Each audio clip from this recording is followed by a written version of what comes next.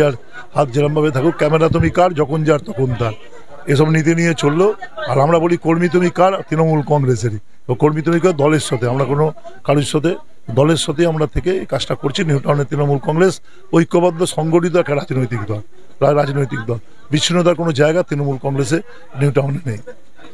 ভোটের পরের থেকে একদম দেখবেন বিজয় সম্মেলনীতে সমস্ত কিছু বিষয়গুলোকে দেখবেন খুব ভালোভাবেই কর্মীরা করবেন। আমাদের রাজ্যে সরকার তৈরি হবে, দেশকে চ্যালেঞ্জ জানানোর জন্য, আমাদের সাম্প্রদায়িক শক্তিকে চ্যালেঞ্জ জানানোর জন্য শক্তি জোগাড় হবে এবং নিউ টাউনে আমরা আগের থেকেও বেশি ভোটে জয়লাভ করবো। ওরকম প্রস্তুতি, কালকে ভোট হলে কালকেই প্রস্তুতি আমরা প্রস্তুতি কে প্রস্তুতি।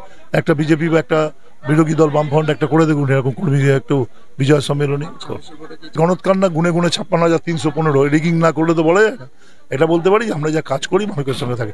ভোট বিধানসভা নির্বাচনে ধরুন নানা আঙিনা হয়, আমার এলাকার ছেলে একটা নানা আঙিনা কাজ করে, আমি সেগুলো এখন বলবো না।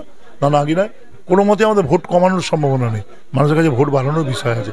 যদি কোনো সমালোচনা থাকে মাথা পেতে আমরা মানুষের কাছ থেকে নেব, অভিজ্ঞতা নেব। ভোট তো শুধু জেতা বা প্রতিশ্রুতির জায়গা না, অভিজ্ঞতারও জায়গা। যদি মনে করি কোনো কাজ করতে করতে ঘামতি আছে, আমরা শিখবো না কে বলেছে। শেখার জন্য কোনো রাজনৈতিক কর্মী বা নেতার এরকম কোনো অভ্যাস আছে নাকি যে তিনি শিখবেন না, মানুষের কোনো পরামর্শ নেবেন না? হতে পারে কাজ করতে গিয়ে কোনো ভুল থাকতে পারে, ভুল থাকলে আমরা শিখবো, বিষয়টাকে রাখবো আমরা সে কাজটাকে করবো।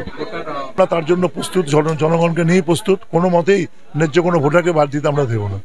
যদি কোনো মৃত ভোটার বাদ যায় আলাদা কথা, যদি কোনো ডুপ্লিকেট ভোটার বাদ যায় আলাদা কথা।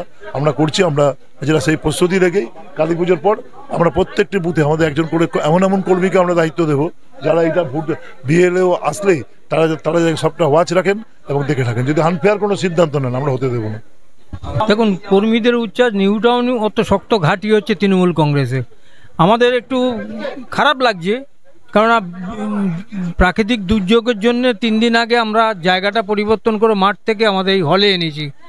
একটা সময় ছিল এই হলে যার লোক ধরেছিল তার 4 গুণ 5 গুণ বেশি লোক বাইরে ছিল, রাস্তা ব্লক হয়ে গেছিল, বাস রাস্তা পর্যন্ত ব্লক হয়ে গেছিলো।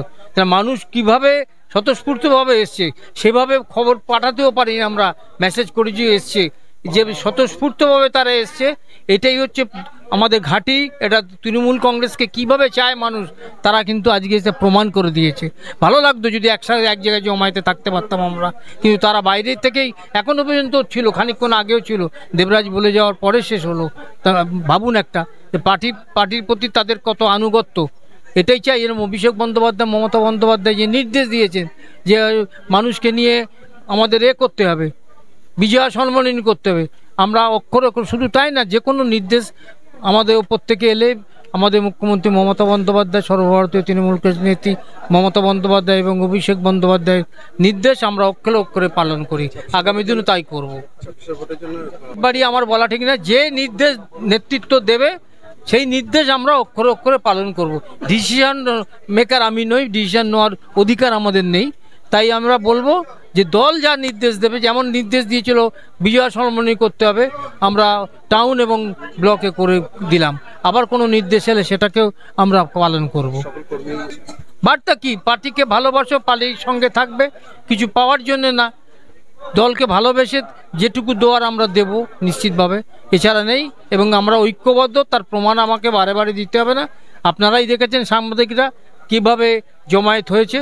তাই প্রত্যেককে আমার পক্ষ থেকে আবার বিজয়ের শুভেচ্ছা এবং অভিনন্দন।